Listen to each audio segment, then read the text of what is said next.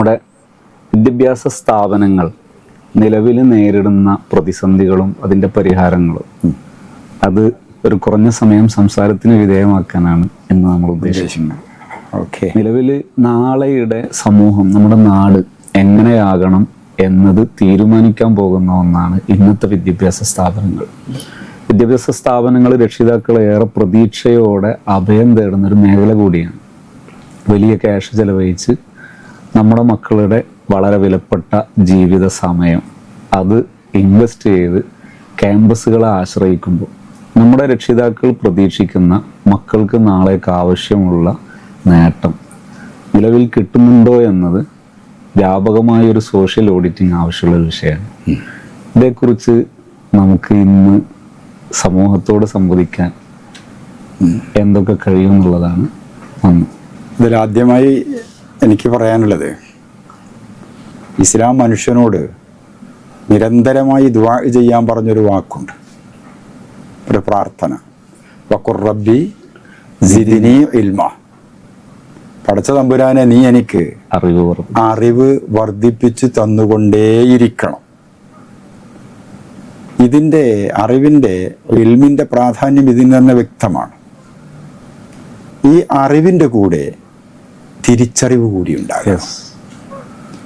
എത്ര വേൽ ഡിഗ്രി നേടിയാലും അതൊക്കെ വെറും കടലാസ് തുണ്ടുകളായി നിൽക്കും. വിദ്യ നേടിയ ആള് സ്വഭാവ മഹിമയും ഗുണവും പ്രകടിപ്പിക്കുന്നില്ലെങ്കിൽ. അതുകൊണ്ട് തന്നെ ഇസ്ലാമിക തത്വശാസ്ത്രത്തിൽ അഖ്ലാഖ് എന്ന് പറയുന്ന ഒരു ശാഖ തന്നെയുണ്ട്. ഇന്ന് നമ്മുടെ ഭൗതിക വിദ്യാഭ്യാസ മേഖല അഭിമുഖീകരിക്കുന്ന ഏറ്റവും വലിയ ഒരു വിഷയം അച്ചടക്കരാഹിത്യമാണ്. തീർച്ചയായും ഈ അച്ചടക്കരാഹിത്യത്തിലേക്ക് കൂപ്പുകുത്തുന്നതിന് വേഗത വർദ്ധിപ്പിക്കുന്ന ചില പുതിയ പ്രവണതകൾ കൂടി സമൂഹത്തിൽ കണ്ടു തുടങ്ങിയിട്ടുണ്ട്. അതിനെ നമുക്ക് നവ ലിബറൽ ചിന്തകൾ എന്ന് പേരിട്ട് വിളിക്കാം. തീർച്ചയായും ഈ ചിന്ത അധ്യേതാവിനെ കൊണ്ടെത്തിക്കുന്നത് അത്യപകടത്തിലേക്കാണ്, വലിയ അപകടത്തിലേക്കാണ്. കാരണം സമൂഹത്തോട്, എന്തിനേറെ പറയണം, സ്വന്തത്തോട് പോലും, സമൂഹത്തോടും സമുദായത്തോടും ഒന്നും പറയാം, സ്വന്തത്തോട് പോലും ഒരു ബാധ്യതയോ കർത്തവ്യതാബോധമോ ഇല്ലാത്ത അപകടകരമായ അർത്ഥശൂന്യമായ ഒരു തലത്തിലേക്ക് നവലിബറൽ ചിന്തകൾ എത്തി. ഈ നവലിബറൽ ചിന്തകളുടെ തിക്തഫലം സമൂഹം എല്ലാ തലത്തിലും അനുഭവിച്ചു തുടങ്ങിയിട്ടുണ്ട്. അതേ രൂപത്തിൽ ഇതിൻ്റെ തിക്തഫലം കുടുംബത്തോട്, സമൂഹത്തോട് ഒരു ബാധ്യതയുമില്ലാത്ത, മിതമായ ഭാഷയിൽ പറഞ്ഞാൽ തിന്നും ഉറങ്ങിയും ഭോഗിച്ചും പരമാനന്ദിച്ചും അങ്ങനെ കഴിഞ്ഞുകൂടുന്ന ലക്ഷ്യബോധമില്ലാത്ത ഒരു തലമുറയെ ആണ് നവലിബറൽ ചിന്ത ഉൽപ്പാദിപ്പിച്ചുകൊണ്ടിരിക്കുന്നത്. ഇവിടെയാണ് നമ്മുടെ വിദ്യാഭ്യാസ കാഴ്ചപ്പാട് പ്രസക്തമാകുന്നത്. ആധുനികമായ വിദ്യാഭ്യാസം നൽകുന്നതോടൊപ്പം സ്വഭാവ സംസ്കരണത്തിന് പറ്റിയ അറിവ് കൂടി മനുഷ്യന് നൽകണം, ആവശ്യമാണ്. അത് വിദ്യാർത്ഥികൾക്ക് നൽകുമ്പോഴാണ് അറിവ് തിരിച്ചറിവായി മാറുന്നത്. അതിന് പലപ്പോഴും ഞാൻ പറയുന്നൊരു ഉദാഹരണമുണ്ട്. ഒന്നും കൂട്ടിയാൽ 2 കിട്ടും. അതൊരു ഗണിതശാസ്ത്ര ലളിത നിത്യാനുഭവമാണ്. അതേ സ്ഥാനത്ത് ഒന്നും കൂട്ടിയാൽ ഇമ്മിണി വലിയ 1 എന്ന വൈക്കം മുഹമ്മദ് ബഷീറിന്റെ ഒരു ആശയമുണ്ട്. അനുഭവങ്ങളിലൂടെ പോകും. അതാണ് തിരിച്ചറിവ്. ഒന്നും കൂട്ടിയാൽ 2 ആണ്, അത് 3 ആവില്ല.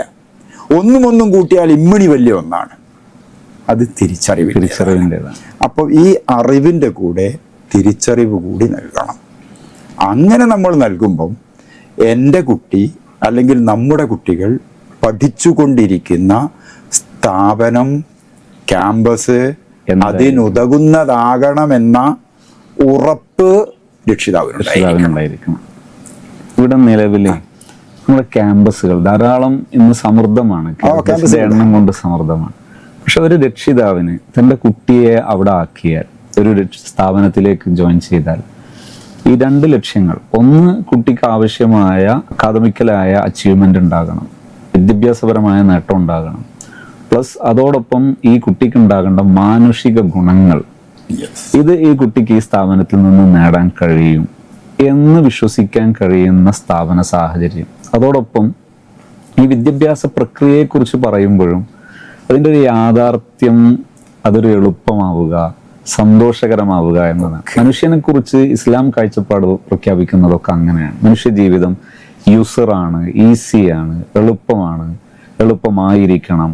ഒരു പ്രയാസമുണ്ടായാൽ ആ പ്രയാസത്തെ നോക്കിക്കാണേണ്ടത് വിഷമത്തെ ഒഴിവാക്കിയിട്ട് സന്തോഷത്തിലേക്ക് ആശ്രയിച്ചുകൊണ്ടും സന്തോഷത്തിലേക്ക് അഭയം തേടിയാണ് ഒരു മനുഷ്യൻ ജീവിതം മുന്നോട്ട് കൊണ്ടുപോകേണ്ടതെന്നൊക്കെയാണ്. എങ്കിൽ വിദ്യാഭ്യാസ പ്രക്രിയയിലും ഇത് തന്നെ വേണം. അതായത് ഈ അച്ചീവ്മെന്റുകളൊക്കെ നേടുമ്പോഴും അധ്യാപകർക്കും വിദ്യാർത്ഥികൾക്കും ഒക്കെ ഈ സന്തോഷവും സമാധാനവും ഉണ്ടാകണം. ഇതൊരു സത്യമാണ്, എല്ലാവരുടെയും ഒരു ആവശ്യമാണ്. ഈ ആവശ്യം നിർവഹിക്കപ്പെട്ടുകൊണ്ട് വിദ്യാഭ്യാസ പ്രക്രിയ നടക്കുന്ന, അതോടൊപ്പം നേരത്തെ പറഞ്ഞതുപോലെ രക്ഷിതാവ് ആഗ്രഹിക്കുന്ന, കുട്ടി ആഗ്രഹിക്കുന്ന നേട്ടങ്ങൾ കുട്ടിക്ക് ലഭിക്കുന്ന സ്ഥാപനങ്ങളുടെ എണ്ണം അതിന്ന് ഒരു ചോദ്യചിഹ്നമായിക്കൊണ്ടിരിക്കുന്ന ഒരു സമയമാണ്. ഈ സമയത്താണ് നമ്മൾ ഒരു 10-12 കൊല്ലത്തെ അല്ലെങ്കിൽ ഒരു 20 കൊല്ലത്തെ നമ്മുടെ സർവീസിനിടയിൽ ഒരു 8 കൊല്ലത്തോളമായി ഈ ഫിനിഷ് എഡ്യൂക്കേഷന്റെ നല്ല മാതൃകകളെ അവലംബമാക്കി അത് പ്രയോഗവൽക്കരിച്ച് ധാരാളം അധ്യാപകരിലും രക്ഷിതാക്കളിലൂടെയും അനുഭവങ്ങൾക്ക് നമ്മുടെ ഈ ഒരു ആശയത്തെ വിധേയമാക്കുന്ന സമയത്ത് നല്ലൊരു അനുഭവം പലപ്പോഴായിട്ട് കാണുന്നുണ്ട്. ഇത് നമ്മൾ ക്യാമ്പസിലേക്ക് കൊണ്ടുവരേണ്ട ഒരു ആവശ്യകത, വ്യാപകമായി ക്യാമ്പസുകളിലേക്ക് ഇപ്പം നമ്മൾ ചെയ്തത് ധാരാളം അധ്യാപകരിലേക്ക് ഈ ആശയം കൊണ്ടുവരലാണ്. വ്യത്യസ്ത പ്രതികൂല സാഹചര്യങ്ങളിലും ഈ ഒരു ആശയം പ്രയോഗിക്കുന്ന സമയത്ത് അധ്യാപകനും സുരക്ഷിതനാണ്, കുട്ടിയും സുരക്ഷിതനാണ്, കുട്ടിയും നേട്ടങ്ങൾക്ക് വിധേയമാണ്, അധ്യാപകനും നേട്ടങ്ങൾക്ക് അനുഭവസ്ഥനാണ്.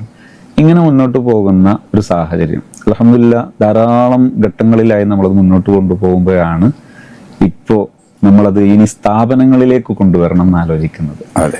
നമ്മുടെ കേരളത്തിൽ ഒരുപക്ഷെ നമ്മുടെ ഇസ്ലാമിക സംവിധാനങ്ങൾ, പ്രത്യേകിച്ച് സുന്നി സമൂഹത്തിൽ വിദ്യാഭ്യാസ പ്രക്രിയയിൽ ഏർപ്പെടുന്ന സമയത്ത് ഭൗതിക സാഹചര്യങ്ങളിലൂടെയും ഭൗതിക വേഷവിധാനങ്ങളിലൂടെയൊക്കെ മുന്നോട്ട് പോകുമ്പോൾ തന്നെ ഭൗതിക വിജ്ഞാനവും അതോടൊപ്പം ആത്മീയ വിജ്ഞാനവും നേടുകയും അവരൊരു സമൂഹത്തെ നയിക്കാൻ പറ്റുന്നവരായി വളരുകയും ചെയ്യുക എന്ന ലക്ഷ്യത്തോടുകൂടെ ഒരുപക്ഷെ മാതൃകാപരമായ ഒരു ഏകതുരുത്തായി മാറിയ ഒരു സ്ഥാപനമാണ് തർബിയത്ത്.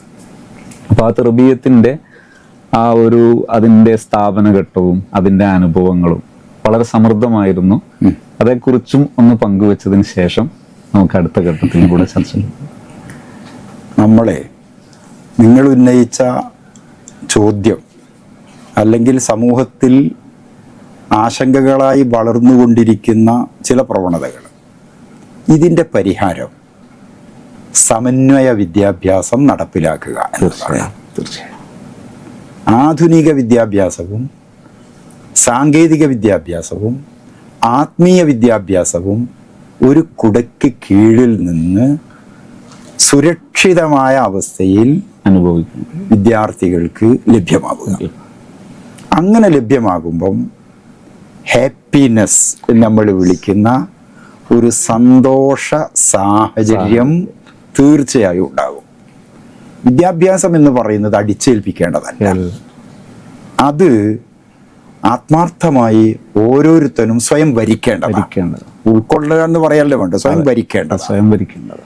അങ്ങനെ വരുമ്പം നാം നമ്മുടെ മക്കൾക്ക് നൽകുന്ന വിദ്യാഭ്യാസത്തിൻ്റെ പാഠശാലകൾ സുരക്ഷിതമായിരിക്കണം.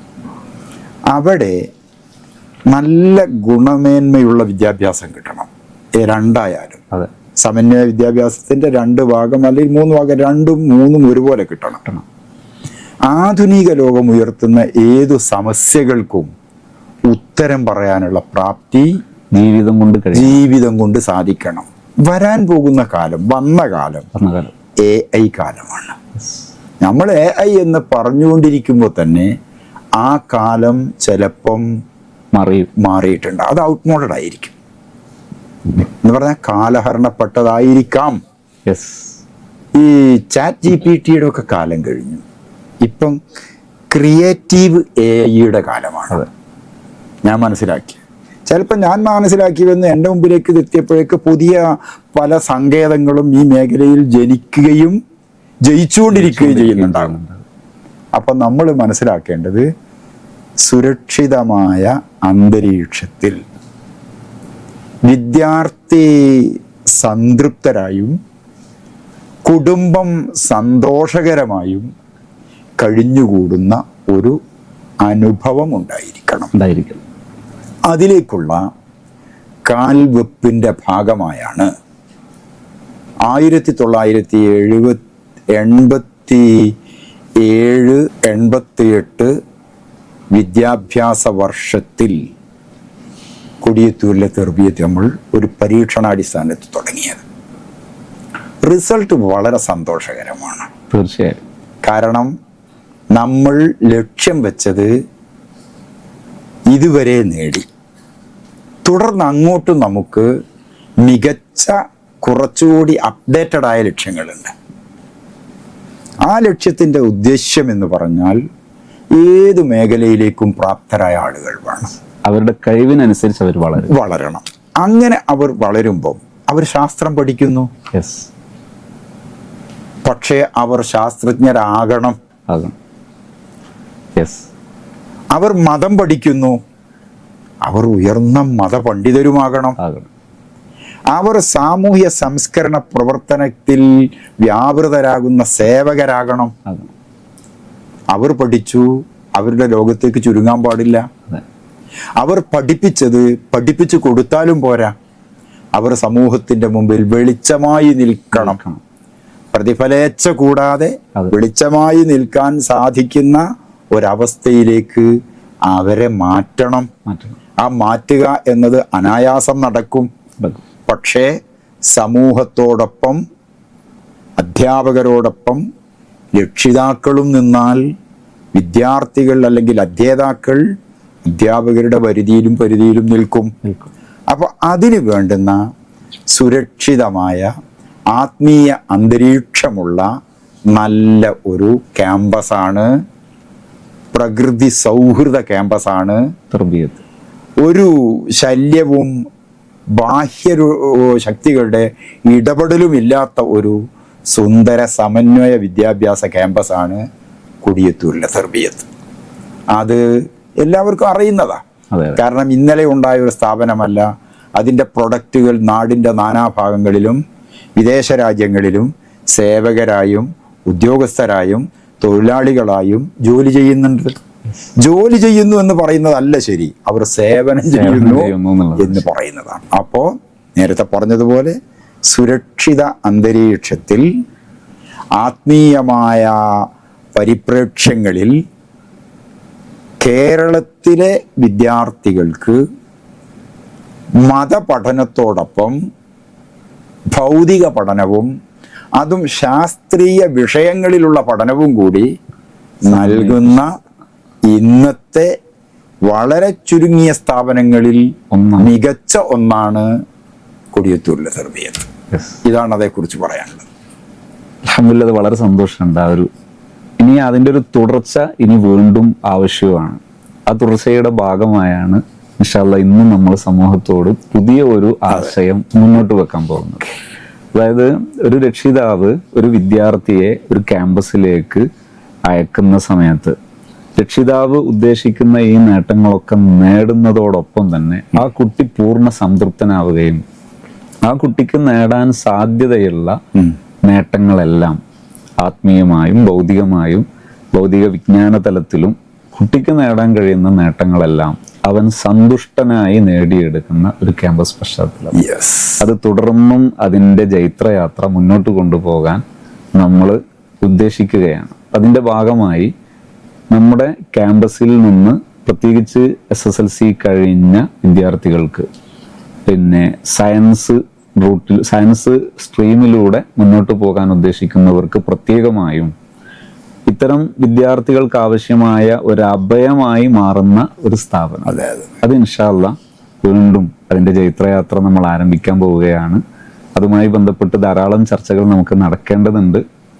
അതിലൊന്നാണ് നിലവിൽ ഈ ക്യാമ്പസുകൾ എന്ന് പറയുമ്പോൾ കേരളത്തിലെ പ്രത്യേകിച്ച് സുന്നി ഗ്രൗണ്ടിലെ ക്യാമ്പസുകൾ എന്ന് പറയുന്നത് അതിനൊരു വളർച്ചയുടെ ഒരു ചരിത്രമുണ്ട്. ആ വളർച്ചയുടെ ചരിത്രത്തിന്റെ തുടർച്ചയാകണമെങ്കിൽ ഇനിയും ഈ ഒരു റൂട്ടിലുള്ള മുന്നോട്ട് പോക്ക് അനിവാര്യമാണ്. അതായത് ഒരു രക്ഷിതാവ് എന്നതിനെ കുറിച്ച് പറയുമ്പോൾ സാധാരണ വിദ്യാഭ്യാസ സ്ഥാപനങ്ങളിൽ പാരന്റ്സ് മീറ്റിംഗ് ആണ് എപ്പോഴും ഉണ്ടാകാറ്. പാരന്റ്സ് മീറ്റിംഗിന്റെ ഒരു പൊതു സ്വഭാവം എന്ന് പറയുന്നത് രക്ഷിതാവിനോട് കുട്ടിയെക്കുറിച്ച് ഇവന് ഇന്നാലിന്ന പോരായ്മയുണ്ട്, ഇവനെ ശ്രദ്ധിക്കണമെന്നോ ഇവന് ന്യൂനതയുണ്ട് എന്ന് പറയാനോ ആണ് പലപ്പോഴും പാരന്റ്സ് മീറ്റിംഗ് ഉണ്ടാകുക. അതുകൊണ്ട് തന്നെ ഒരു പാരന്റ്സ് മീറ്റിങ്ങിന് പങ്കെടുക്കുക എന്നത് വളരെ പ്രയാസമുള്ള ഒരു ഘടകമാണ്. അതിൽ നിന്നും മാറി ഒരു പാരന്റ് എപ്പോഴും തൻ്റെ കുട്ടിയുടെ വളർച്ചയുടെ ഗ്രാഫുകൾ തുടർച്ചയായി മനസ്സിലാക്കുകയും വല്ല പ്രയാസങ്ങളും കുട്ടി നേരിടുന്നതുണ്ടെങ്കിൽ അത് വിദ്യാഭ്യാസ സ്ഥാപനം അത് ഏറ്റെടുത്ത് പരിഹരിച്ച് അവൻ്റെ കൂടെ നിന്ന് അത് പരിഹരിച്ച് അത് അവനെ അനുഭവിപ്പിച്ചു കൊടുക്കുക എന്ന ഒരു തലത്തിൽ മുന്നോട്ട് പോവുകയും കൂടെ പാരന്റ്സ് മീറ്റിംഗ് എന്ന് പറയുന്നത് ഒരു സെലിബ്രേഷൻ, ഒരു ഗാദറിങ്, സെലിബ്രേഷൻ ഉള്ള ഒരു ആഘോഷപൂർണമായ ഒരു ഗാദറിങ്. അതാണ് ഈ ഒരു സ്ഥാപനത്തിന്റെ മോഡൽ ഉദ്ദേശിക്കുന്നത്. തുടർച്ചയായി കുട്ടികൾക്ക് നേടാൻ കഴിയുന്ന നേട്ടങ്ങളുടെ സഞ്ചാരങ്ങളിൽ കൂടെ നിന്ന് സഞ്ചരിക്കുന്ന ഒരു സംവിധാനം. ഇൻഷാ അല്ലാഹ് നമുക്കത് സമൂഹത്തിന്റെ മുമ്പിൽ ഈ ഒരു വലിയ ഒരു കോൺട്രിബ്യൂഷൻ, ഒരു സമ്മാനം സമർപ്പിക്കാൻ അധ്യയന വർഷത്തിന്റെ എൻഡിൽ നിന്ന് നമുക്ക് കഴിയും എന്ന് നമ്മൾ പ്രതീക്ഷിക്കുന്നു. അതിനുള്ളൊരു ശ്രമമാണ് നമ്മുടെ ക്യാമ്പസ് ലോകത്തെക്കുറിച്ചും അതുപോലെ ക്യാമ്പസ് ലോകത്തെ പുതിയ വിപ്ലവങ്ങൾ, ആവശ്യമായ വിപ്ലവങ്ങളെ കുറിച്ചുള്ള ചർച്ചകൾ ഇനിയും ധാരാളം നടക്കേണ്ടതുണ്ട്. തെർബിയത്ത് സമുച്ചയത്തിലെ ഒരു സ്ഥാപനമാണ് തെർബിയത്ത് സയൻസ് അക്കാദമി. ഇതുകൊണ്ട് നമ്മൾ ഉദ്ദേശിക്കുന്നത് നമുക്ക് ഭാവിയിൽ ഒന്നുകൂടി പറഞ്ഞാൽ എല്ലാവർക്കും തിരിയുന്ന APJ അബുൽ കലാമുമാർ വേണം. അതെ, അനിവാര്യതയാണ്. അനിവാര്യം. അങ്ങനെയുള്ള ഒരു കാഴ്ചപ്പാടോട് കൂടി നമ്മളിവിടെ അസ്ഥിവാരമിടുന്നു. കേരളത്തിന് പുറത്തോ ഇന്ത്യക്ക് പുറത്തോ ഉള്ള യൂണിവേഴ്സിറ്റികളിൽ തുടർ പഠനത്തിന് കളമൊരുക്കുന്നു. തീർച്ചയായും. അപ്പോൾ നമ്മൾ ചോദിക്കും, ഈ കുട്ടികൾക്ക് അതിന് പറ്റുമോ? പറ്റും. തീർച്ചയായും പറ്റും. പറ്റാത്ത കുട്ടികൾ ആരുമില്ല. ഇല്ല. അവരിൽ നമ്മൾ സ്വീകരിക്കുന്ന ബോധന തന്ത്രത്തിന്റെ അപര്യാപ്തതയാണ് അവർ നമ്മൾ പ്രതീക്ഷിച്ച അല്ലെങ്കിൽ നമ്മൾ ആഗ്രഹിക്കുന്ന ഒരു വിധാനത്തിലേക്ക് ഉയർന്നു വരാത്തത്. അപ്പൊ അതിനെന്താ വഴി എന്ന് ചോദിച്ചാൽ, നമ്മൾ എന്താണവർ, അവരെ നമ്മൾ മനസ്സിലാക്കണം. മനസ്സിലാക്കിയതിന് ശേഷം അവരെ നമ്മൾ വളർത്തിയെടുക്കണം. അവരെ സപ്പോർട്ട് ചെയ്യാൻ അറിയുക, അതാണ് പ്രധാനം. അപ്പോൾ നമ്മളിതിൽ നേരത്തെ നിങ്ങൾ പറഞ്ഞല്ലോ പാരന്റിങ് എന്ന് പറഞ്ഞാൽ ഏതെങ്കിലും ഒരു സ്ഥാപനത്തിൽ കുട്ടിയെ ഏൽപ്പിച്ചു കൊടുക്കുകയും ആ സ്ഥാപനം പറയുന്ന ഫീസ് അടക്കുകയും ചെയ്താൽ പാരന്റിങ് പൂർത്തീകരിച്ചു എന്നാണ് ചിലരെങ്കിലും മനസ്സിലാക്കുന്നത്. അങ്ങനെയല്ല. പാരന്റിങ് എന്ന് പറഞ്ഞാൽ മെന്ററിങ് ആണ്, നിരന്തര ശ്രദ്ധയാണ്. അതായത് കുട്ടിയോടൊപ്പം രക്ഷിതാവും വളരണം. അല്ലെങ്കിൽ കുട്ടിയുടെ യഥാർത്ഥ അധ്യാപകനായി രക്ഷിതാവ് മാറണം. ചില രാസസൂത്രങ്ങൾ അധ്യാപകൻ കൈമാറും. ജീവിക്കാനുള്ള ഊർജവും കരുത്തും രക്ഷിതാവ് കുട്ടികൾക്ക് നൽകും. ഇങ്ങനെയുള്ള ഒരു പാരന്റിങ്ങിന്റെ മെസ്സേജ് കൂടി സ്ഥാപനം ഉൾക്കൊള്ളുന്നുണ്ട്. അത് നമ്മൾ നിർവഹിച്ചു വരാറുണ്ട്. നെക്സ്റ്റ് ഇയറിൽ 1ാം ഘട്ടത്തിൽ സയൻസ് അക്കാദമിയിലേക്ക് നമ്മൾ രക്ഷിതാക്കളിലൂടെ വിദ്യാർത്ഥികളെ ക്ഷണിക്കുകയാണ്. അല്ലെങ്കിൽ വിദ്യാർത്ഥികളിലൂടെ രക്ഷിതാക്കളെ നമ്മൾ ശാക്തീകരിക്കുകയാണ്. ഈ ഒരു കാഴ്ചപ്പാടോട് കൂടിയാണ് തെർബിയത്ത് പ്രവർത്തിച്ചുകൊണ്ടിരിക്കുന്നത്. അപ്പോൾ നിങ്ങൾ നേരത്തെ ദുആ ചെയ്തതുപോലെ നമ്മുടെ ആഗ്രഹങ്ങൾ, ഉദ്ദേശ്യങ്ങൾ ലക്ഷ്യാധിഷ്ഠിതമായി പൂർണ്ണമായും സഫലമാകട്ടെ എന്ന് ആഗ്രഹിച്ചും അഭിലഷിച്ചും പ്രാർത്ഥിക്കണമെന്ന അഭ്യർത്ഥന പുറപ്പെടുവിച്ചും വാക്കുകൾ ഉപസംഹരിക്കുന്നു. എല്ലാവർക്കും അസ്സലാമു അലൈക്കും വറഹ്മത്തുള്ളാഹി വബറകാതുഹു. വഅലൈക്കും അസ്സലാം വറഹ്മത്തുള്ളാഹി വബറകാതുഹു.